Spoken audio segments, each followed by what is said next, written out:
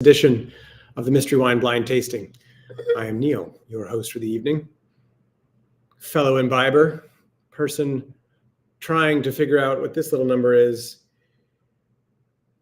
Oh, please, please, won't you help me? If you're joining us this evening, which I think a number of you will be because we've sold through the entirety of the wines we had on offer. Julie had selected a wine and had purchased a select number of them, and we always put that number into our ordering system. Someone today, in fact, dropped by and actually bought the bottle I'm tasting from. So poured myself a glass. I don't actually have the bottle with me this evening, and we sent them on the way with the remainder of the bottle. And so I have right here the results in this envelope provided to me by PricewaterhouseCoopers, of course, and we'll do our grand reveal from an envelope or from your bottle later on. So if you're joining us, please let me know, and look forward to tasting with you this evening.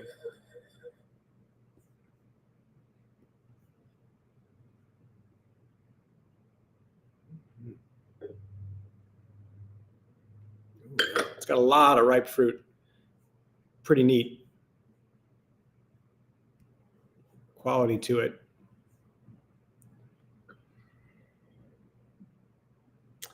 So Bobbin and Dean, good evening. Veronica and Dan, welcome. Greg, hello to you, sir. Welcome. Sarah with everyone. Welcome welcome as well. Elizabeth, I have wine from your bottle. Thank you for sharing with me. That's fantastic. Margie, Will, and Jan, good evening. Welcome to you as well. And Allison and David. Oh, fantastic. Delighted to have you guys with us too. All right, shall we? What do you got? What do you see when you're looking at this wine?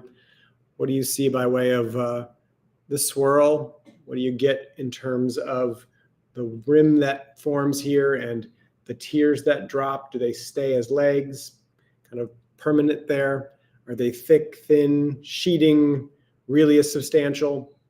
What does the color look like? Is the color a reddish color, something more purplish? Is it browned around the rims? And where does it fall? Dave and Julie, good evening. Welcome. This wine gives you little tells, right? They start to showcase what it is even before we get to the nose, and certainly before we get to the palate, just by its appearance. So, Kestenbaums, good evening. Wonderful to have you, and happy holidays to you as well, and to all of you. It's exciting to be able to do this. Star was saying to me this morning, it's a little bit too close to the holidays. You think anybody's going to join? And I'm being proved wrong, or she's being proved that many people will join on a holiday. Quite a few folks actually in tonight are actually on their vacation for the holiday, which is wonderful. It's always a pleasure to have you enjoy part of your holiday here at the restaurant or online in this case too. Ruby color, thank you, Sarah. Yeah, so the ruby color and a nice formation, right? I'm getting a lot of tears. So it's a little bit viscous, but also sheeting a little bit touch here as I swirled it. And then after they go pretty quickly to form legs, the legs hold up and stay. So, you know, this might be more moderate alcohol. Not necessarily like super slow moving. Some of them are though. So higher alcohol, there's a ripeness that just from the aroma, it's already jumping out of the glass for me. And that's not with me trying to necessarily jump ahead to the aroma quality of this, but we've got the ruby color from Sarah, and we've got a nice kind of purple ruby color, watery around the edges, alcohol. Yeah, I agree. There's a little rim. So if you're looking at your wine and tilt it to the side a little bit, look over it. If you have a white piece of paper underneath that, sometimes it helps to set off the color a little bit more. The variation from the very tip here to the center is something that you can learn a lot from. So let's talk about that for a second, right? Dean's just noting the watery rim. Is there a tiny thin meniscus, a layer on the outside rim that is watery looking, so less pigmented? That's kind of an indication that it might be a little bit more higher in alcohol, with a little touch more alcohol, coming potentially then from a more ripe climate. So what does that mean for the profile? Like if you started to think, well, gosh, I think this, this is really kind of cool climate, high elevation, Merlot, And then you start to really see that it's got a higher alcohol, really ripe, jammy fruit characteristics. It's not really lining up with your assumption that it's going to be coming from a cool climate. So that little rim variation is telling you something. Is there any variation in color from sort of that rim to the center part of the wine? I.e., does it get a little bit lighter, browned, tawnied on the rim as opposed to what you see inside? That's an indication perhaps of age. So some of the pigment or the tannin has fallen out maybe in the form of sediment, and you're losing a little bit of the color, and there's a variation. So you have more density toward the center of the glass and less toward the outside of the glass. The outside is showcasing some of that browning tinge, maybe with age. I'm not getting that here in this wine. Most of the wines, truthfully, that we try, certainly at this price point, kind of consistently are on the younger side of things. But it's important to know that when you are looking for that, that's something you could find. And when you do find that, which I had the pleasure of kind of pouring a 19-year-old Amarone for some of the team here to blind taste. And the first thing they were looking at, they're going, well, this is brown. Like, it's got a brownish quality. I'm like, that tells you about age, right? So that's the neat part about what you're seeing here on the rim. It's not that opaque. You can see a little bit of a reflection through it. So it's not super dark, right? That ruby character with a kind of a flint, a fleck, I should say, of purplish quality toward the center where there's a density. No real variation in color, so probably youthful. A little bit of alcohol, so we're thinking some ripeness. These tears are forming into legs that are pretty substantial, so that's indicating maybe a little bit more ripeness. Great. So we know we're thinking that this wine, it's red. It's got some ruby character in the fruit, so pretty wide spectrum of what the grapes could be. That's not really defining yet, but it's not exactly inky black or something that is full-blown purple. So something like Tannat or Petit Verdot, something like that, might not be what's here. If that's here, it might be just a smaller subset of a blend, perhaps. But something like Grenache, something like, I don't know, a Corvina blend, something Italian, kind of something Spanish could potentially play here. Syrah, Shiraz, things of that sort are in the running just by way of the color. But let's I don't think it's super light in color, so I'm not thinking about Gamay and Pinot Noir either. So we're kind of already in the middle of the zone, which there are a lot of options in the middle of the zone, but we can continue to kind of taste this and break it down. So let's take a sniff and see what few things you can pick up: fruit, the earth, and the wood. What are those items that you're picking up on the nose? Wow. I'm having a little flashback. I'm trying to place the aroma, the sense of smell that we have, the aroma characteristics of things imprint on our brain in a way that most other things do not. And there's a medicinal fruit. It's like a Luden's cough syrup, cough drop kind of situation where you're getting a really fruity characteristic, but it's both medicinal, so herbal, and confectionery, kind of sugary, candied element. Black raspberry, cool. Yeah. So fruit, there's definite berries and fruity berries, ripe, candied. Earth, there's a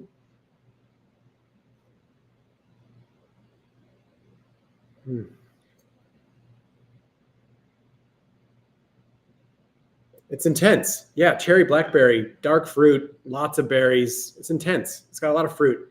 There's a subtle undertone of what I think is maybe a little bit of earth and wood, and I'm working on parsing those out. Anybody else picking that up?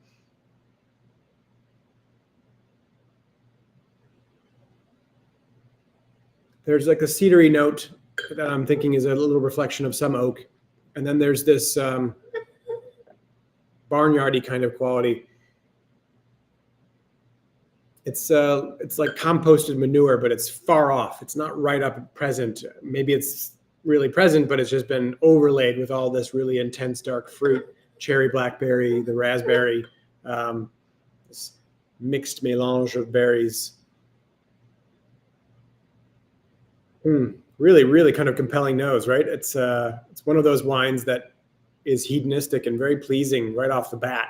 And you can simply just sit and smell it and find a great deal of pleasure without even having to taste it. Although I won't go that far. We are going to taste this. Not so much barnyard that it is in Norton. Wet cement, absolutely. So there's a mineral element kind of there. Yeah, there's an earthy element here that there's also kind of this. There's something that I can't quite put my finger on or my nose too that is beneath the fruit. The fruit is definitely kind of the all-encompassing arching part of this wine. So let's taste the wine and see if something else comes out of it in the way of flavors that might reflect back some of that earthen note. See if we pick up any notes of wood, but we certainly have ample fruit. And then pay attention, of course, in your first sip to the texture of the wine. Is it skim milk, 2% milk, whole milk, some variation in between? Does it have a lot of tannin?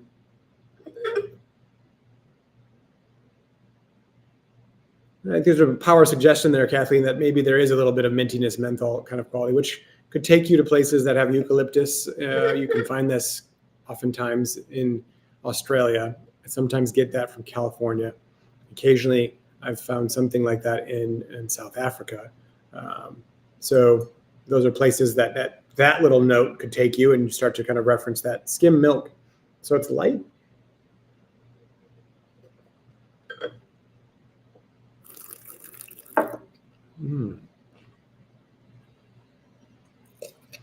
Ooh. Wow. Yeah.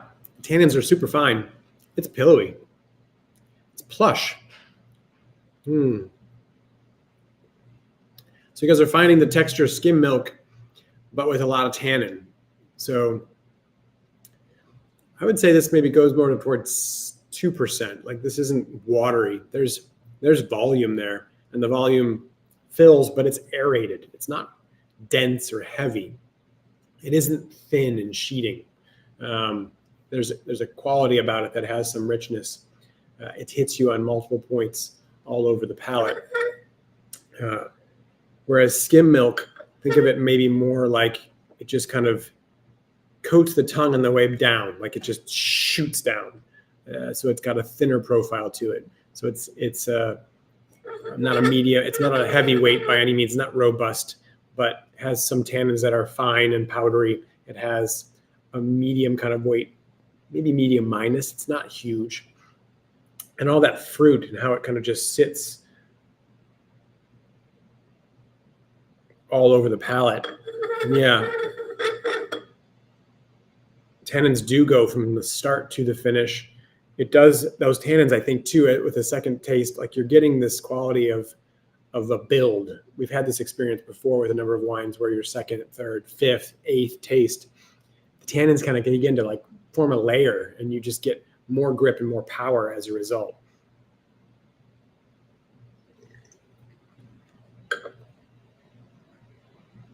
I'm shaking my head, Julie, because I agree. It is not as fruity on the palate as you would expect from the nose. There's lots of fruit still there, but whereas the nose kind of was overshadowed, perhaps that earthen note might be there, that oaky note might be there, but it was overshadowed by the quality of the fruit. On the palate, that tannin seems to be restraining some of that fruit. So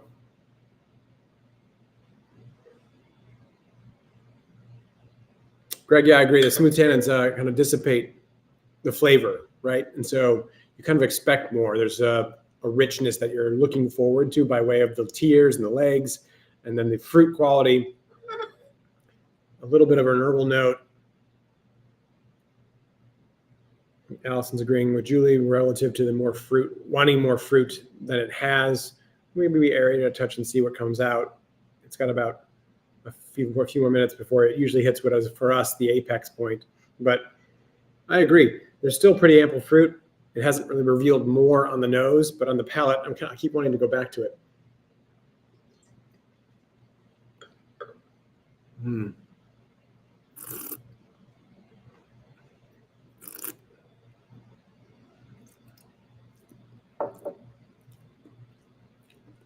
Wow.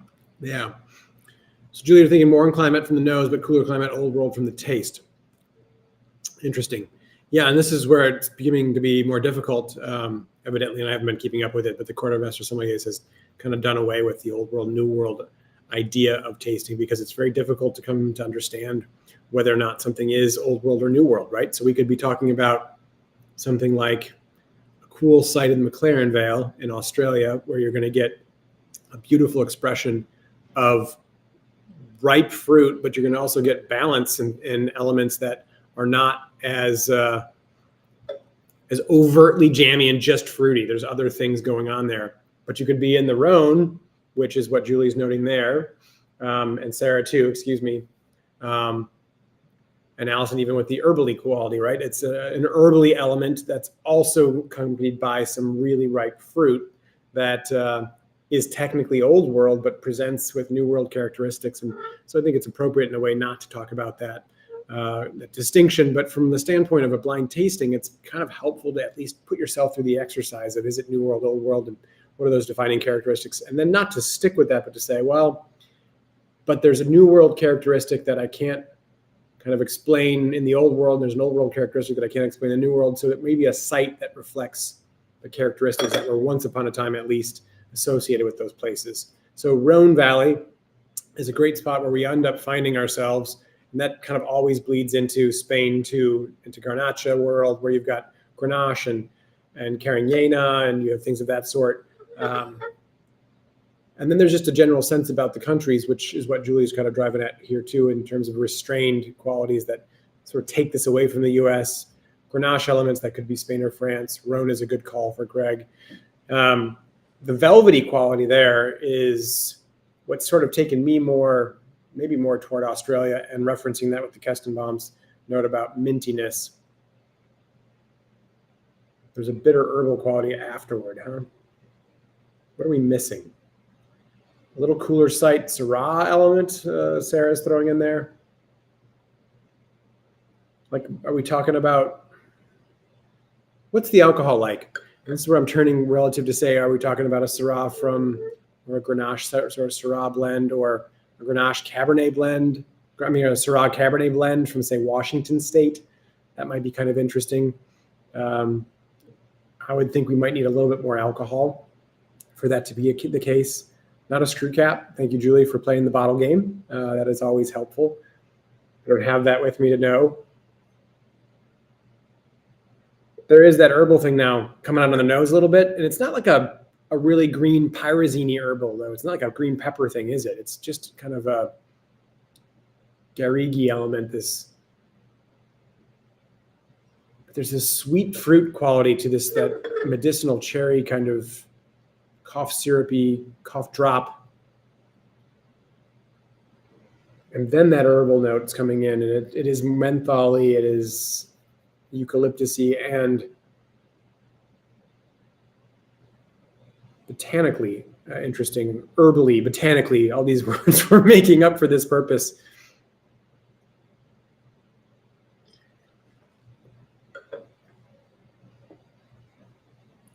You and I agree. I mean, it's not crazy hot.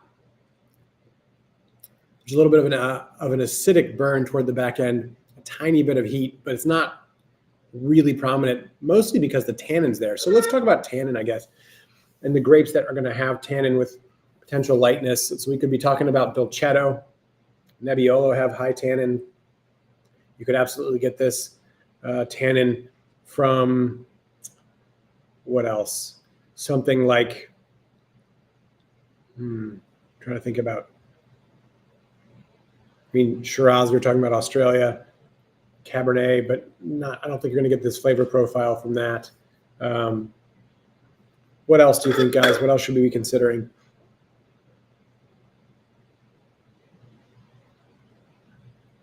I feel like there's a varietal that I'm not considering that it's not sort of Pinotage, it's not South African. So, Merlot, I don't think so. Yeah, it's not as herbal or floral, Sarah, as most Nebbiolo. So I don't think Nebbiolo, but Barbera, Dolcetto, maybe Dolcetto, Tannat, Southern France. It would have to be a really light Tannat. And yeah, maybe. It's got a lot of that. It's got New World Nebbiolo is a good call. Tannat. Could it be French Tannat? Could be Uruguayan Tannat. Uruguayan Tannat, the time we had it or two, it had a little bit more, kind of the tannin was softer. Margie, you're saying this is a bad Pinotage? I don't know about that. I mean, maybe Senso, like Senso, and kind of we're back to France, and Senso has that Senso and Carignan, so maybe a Southern Rhone kind of blend. Yeah, it could have a blend. It's not like deep and rich as Tannat like on its own, but it could be part of a blend. That'd be neat. I like the Shiraz call, frankly. Senor Frank, hello. How are you, sir? Welcome to our little chat. We're tasting this red wine, which we're trying to place somewhere. Frank is my cousin. For those of you that remember when we had Ricardino's sandwich shop here, he bears that name, my grandfather's name. So this little red, Frank has a good amount of tannin, some herbal quality, and a ton of really ripe berries in the nose, and then not so much on the palate, but a good amount of tannin, moderate body, maybe medium minus. But the tannin kind of lifts this wine up in a way that's kind of surprising. So it has some structure. The grapes have structure. Mencia. Thank you, Dean. That's a great one. Mencia.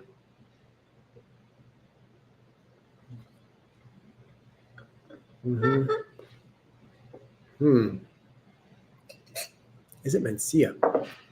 It's got pretty powerful tannin.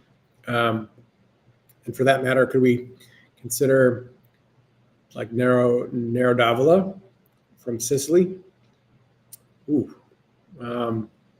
Does this taste Italian to you? Is there an Italian quality about this wine? Is there a Spanish quality about this wine? Is there a French quality about this wine? Does it take you to South Africa or Australia? What does this wine particularly tell you? Because we've had success with that in the past where there's just a quality about the wine where you're like, it has these elements, and these elements could be used to describe wines from all those places, but it has a character that is sort of the sum of those parts, that signature quality of X place. And I'm with you, Julie. I don't think it's Italian. Even though a lot of things, if I was just to hear you describing it, I would have said, yeah, maybe it's Italian. So maybe it's an Italian varietal from outside of Italy. That's a really smart thought, right? That's where this idea of old world, new world blends.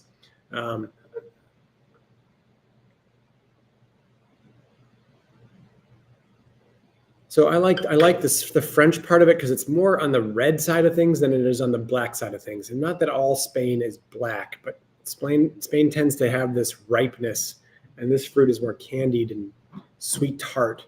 And so I would go southern France before I went Spain with that.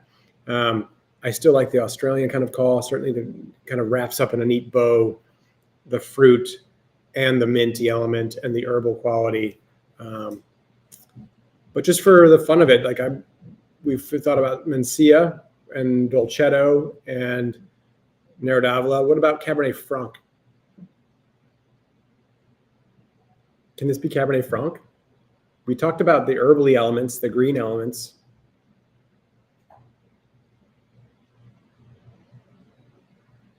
The tannins are a bit more than I would expect from Cabernet Franc, but maybe for some of you, maybe you'll remember we tasted a Cabernet Franc once upon a time from Argentina, I think.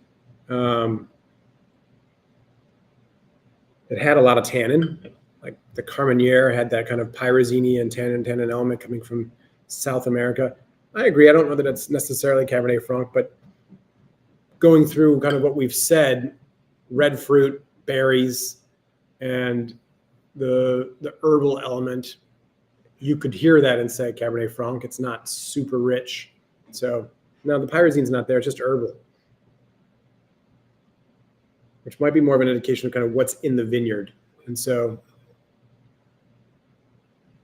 really kind of running with a Syrah Grenache kind of Carignan Sanso, so Côte d'Aron kind of blend, a Shiraz from Australia. And a Malbec. A Malbec. cool idea there. Malbec can certainly have some of these characteristics.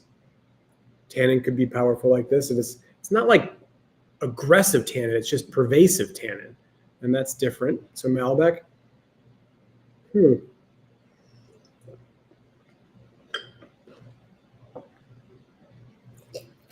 Sometimes I get blue flowers and blue fruit from Malbec, and I'm not picking that up here. The black tea element. There is that for sure, kind of some Chinese black tea, oversteeped, and that's sort of coming out now as a flavor that accompanies that tannin experience. The tannin is just still pervasive. It's there, it's building. So Dean, you're saying Syrah France, like blended, or Shiraz Australia, Syrah from South Africa. Yeah, that's a nice way to think about it. Syrah sometimes has whole cluster elements, and you get some of the green notes by way of some of the stems that are part of that pressing.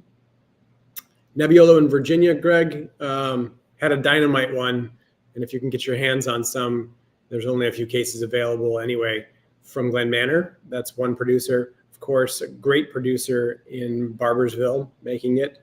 Bro has been making it for a very long time. I think Gadino makes it. Three Fox used to make it. I don't know, honestly, whether they still do. There's probably a few others, too, that I'm not aware of who are playing with the grape. Syrah from France. Cool. So southern France. Like, this doesn't taste... The fruit character doesn't taste like Northern Rhone. It tastes more like Languedoc or something like that, where you get some Syrah there. Oh, good, Julie. Sarah, way to go. Those Glen Manor bottles are pretty cool. We just bought a case. He let us have one, and it was super fun. We blind tasted the RDV crew on it, and that was a great experience. I blind tasted the team here too on a bottle of it. It's really tasty, and it's neat. It's got cranberry notes. It's not this. It's not this. It doesn't have quite the same tannin elements. It's got a little more smooth character to it. Beautiful wine. So all right. I don't think we are getting enough of the floral character, but the tannins are kind of similar to Nebbiolo. I like more of the stem inclusion, kind of Shiraz element. So Syrah element. I like the idea of a Carignan Sanso kind of quality there. I'm going to go, I think, South Africa. I think I like that part with a Syrah, kind of perhaps a Syrah blend, but Syrah dominant South African wine.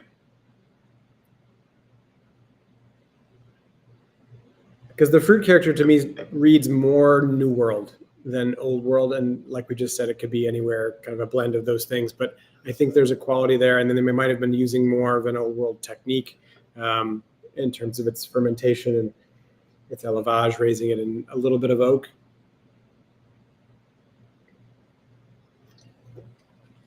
I think that's where I'm going to go. So plant your flags. We've got French Crozes d'Hermitage Syrah. We've got Grenache blend, further south. We've got maybe Mencia. We have Shiraz Australia. What do you think?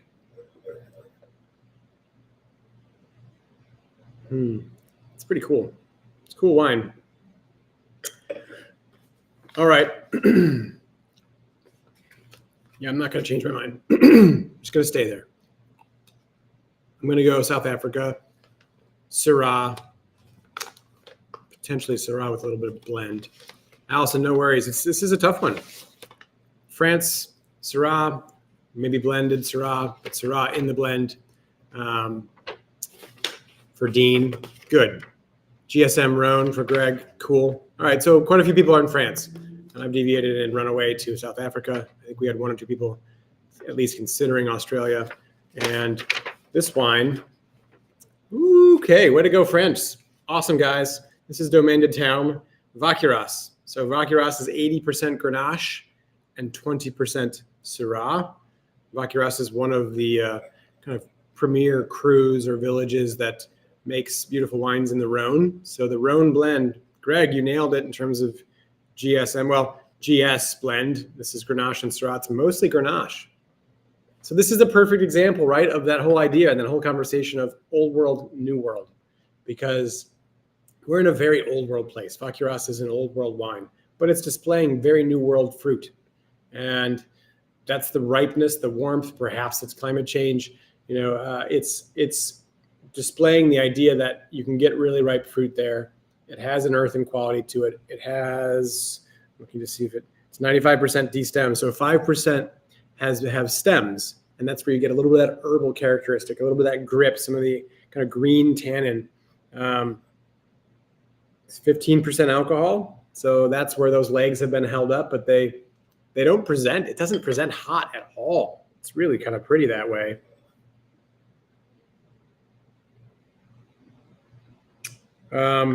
So this is in vat, no oak. That's interesting too, even more interesting. So some of that's just really about the soil type coming through.